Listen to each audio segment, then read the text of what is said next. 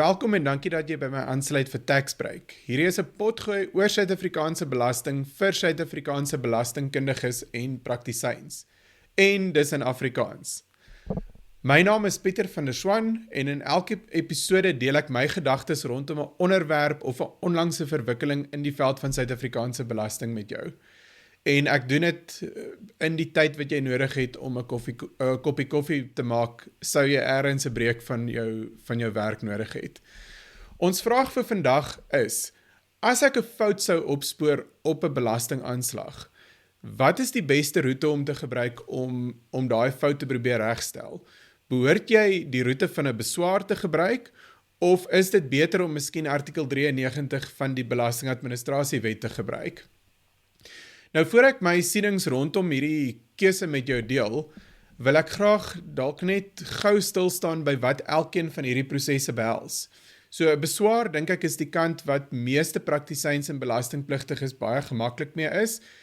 Dit is wat beskikbaar is as 'n belastingpligtige ontevrede is met 'n aanslag, en ek dink dit is die bekende proses wat sodra daar, as mense 'n fout of iets waarmee jy nie saamstem op 'n aanslag sou kry, dan is dit as mense die default kan noem, wat meeste mense sal volg. Artikel 93 aan die ander kant is 'n bepaling in die Belastingadministrasiewet wat vir 'n aantal gevalle voorsiening maak. En wat belangrik is onder artikel 93 sê die wetgewing spesifiek, dit is nie nodig om 'n beswaar of 'n appel aan te teken om die artikel 93 proses te laat gebeur nie. Die spesifieke bepaling waarna ons vandag gaan kyk, is in artikel 93 1D van die Belastingadministrasiewet, en ek gaan maar die Engelse terme gebruik waarop mens waarskynlik meer mee te doen gaan kry, en as mens met dit sal begin werk, die terme waaroor mens sal moet gaan dink. So, in Engels is die vereiste daar dat jy kan 'n regstelling onder artikel 93 1D versoek, as daar 'n readily apparent undisputed error op die aanslag is. Nou, ek dink as ons na die twee bepalings net die beginsels agter hulle kyk, daar's definitief gevalle waar daar geen oorvleueling is nie. So as ons byvoorbeeld sou vat, daar SARS reik 'n addisionele aanslag uit, daar's geen fout op die aanslag nie, maar SARS het bloot 'n aanpassing gaan maak omdat hulle voel 'n bedrag is belasbaar of 'n bedrag kan nie afgetrek word nie. Dit is nie 'n fout nie, dis 'n SARS wat 'n ander posisie neem as die belastingpligtige se posisie. En in meeste van daai gevalle gaan die posisie ook nie undisputed wees nie. So SARS gaan 'n posisie inneem, die belastingbetaler het 'n ander posisie, en daar is dan 'n dispuut wat ontstaan. So in daai geval is die roete om te volg 'n beswaar. Nou, as 'n mens self sou bewus word van die fout op die aanslag, dan gaan die keuse ontstaan om te sê, maar behoort jy artikel 93 te gebruik, of is 'n beswaar nog steeds die beter roete? As ek kan begin deur te sê dat as mens 'n fout, selfs jou eie fout op 'n aanslag sou opspoor, dan is die roete van beswaar beskikbaar. So dit hoef nie noodwendig iets te wees waarmee jy ontevrede is, wat as gevolg van 'n SARS-aksie op 'n aanslag ontstaan het nie. So dit kan die belastingbetaler se eie fout ook wees, so die roete van beswaar is definitief beskikbaar.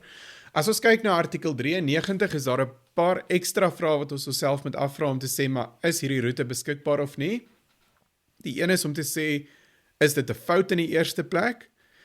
In die tweede plek, is hierdie fout readily apparent? Is dit 'n ooglopende fout?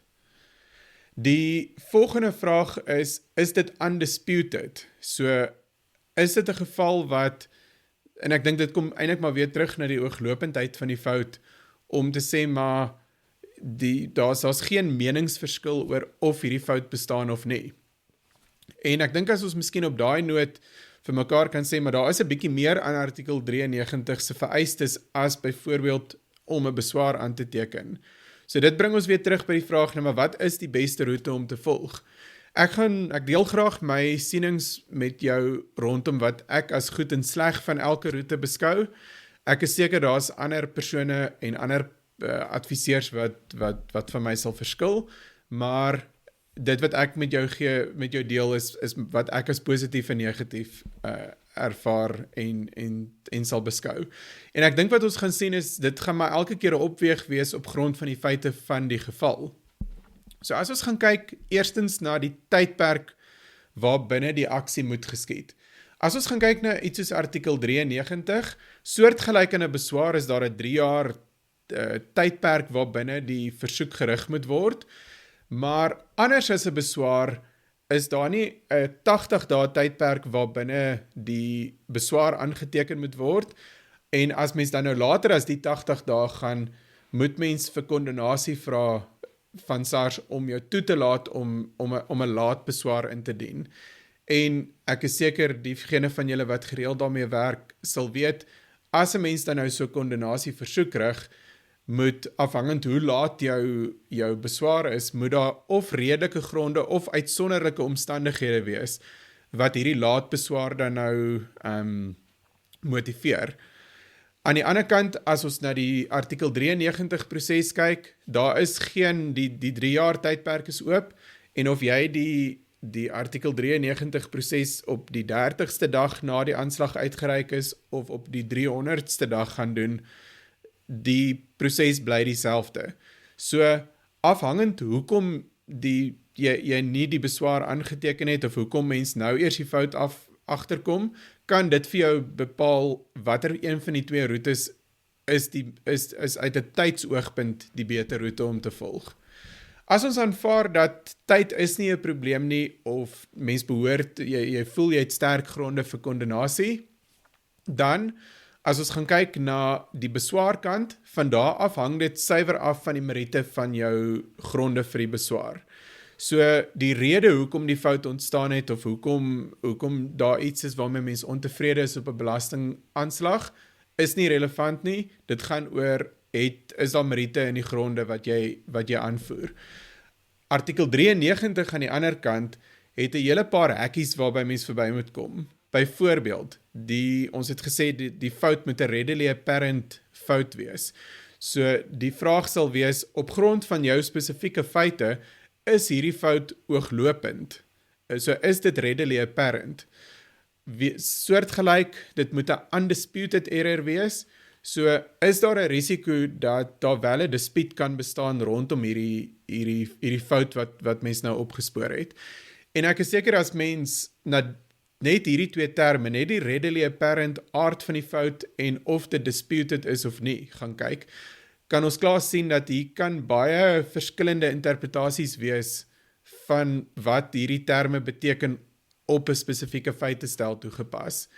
So, ek dink die feite van die geval, wat is die aard van die fout, dit gaan ook vir jou bepaal, maar watter van die twee roetes is gepas. Maar artikel 93 het 'n paar ekstra vereistes wat 'n hekkie kan wees. As ons dan volgende na die proses kyk, die proses van beswaar is 'n baie gestruktureerde proses. So ons het die wetgewing en die dispuutreëls wat vir ons sê, mens moet binne 'n sekere tydperk die beswaar aanteken. As jy die beswaar aangeteken het SARS sekere volgende stappe wat hulle binne 'n sekere tydperk moet doen. Dis 'n proses wat as 'n reël op e-filing gebeur. So daar is baie struktuur en tydperke waarby mens behoort te hou, en waar as jy nie by daai tydperke hou, het sy die belastingbetaler of SARS, dan is daar 'n proses om dit om seker te maak die teenparty hou wel by die tydperke. As ons na artikel 93 aan die ander kant kyk, dit was, ek dink daar is nou gevalle wat dit op e-filing en elektronies die versoek gerig kan word, maar in baie gevalle is 'n artikel 93 proses iets wat buite die e-filing stelsel gebeur. En as ons na die dispuutreëls gaan kyk, daar's geen definitiewe tydperke wat sê, maar as jy dan nou die versoek gerig het, hoe lank het SARS om terug te kom na jou toe met 'n antwoord hierop? Of as jy dan nou nie met die antwoord saamstem, binne hoeveel dae, wat is 'n volgende proses om dan nou die dispuut wat daar dan nou ontstaan het oor of jy kwalifiseer of nie, om dit dan te gaan oplos.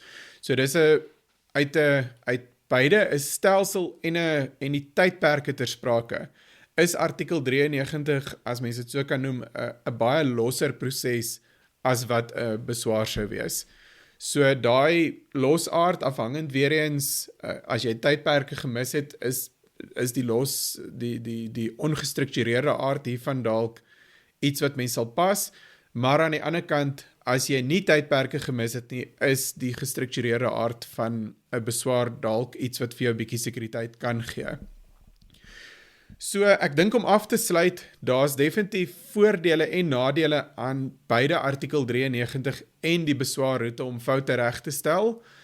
Die keuse van watter roete jy volg gaan afhang van die spesifieke feite en ek dink daar kan tog 'n bietjie strategiese beplanning ook ter sprake wees en dalk 'n paar opwegings tussen wat gaan makliker wees, waar kan jy moontlik hekkies ervaar wat jou kan struikelblokke en op die eind is dit is 'n algehele besluit wat 'n mens gaan moet neem oor watter van die twee roetes jy gaan.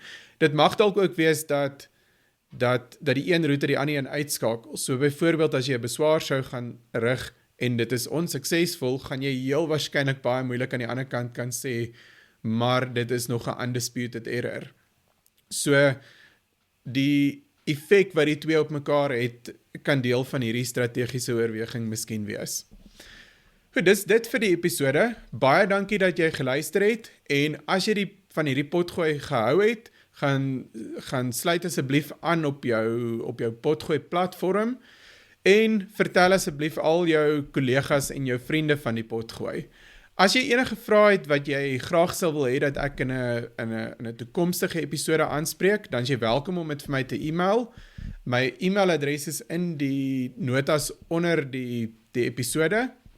En soos altyd, niks in hierdie potgooi is bedoel om belastingadvies te wees of om selfs 'n plaasvervanger vir belastingadvies te wees nie. So dit is alles maar net vir inligtingsdoeleindes. Tot volgende keer. Totsiens.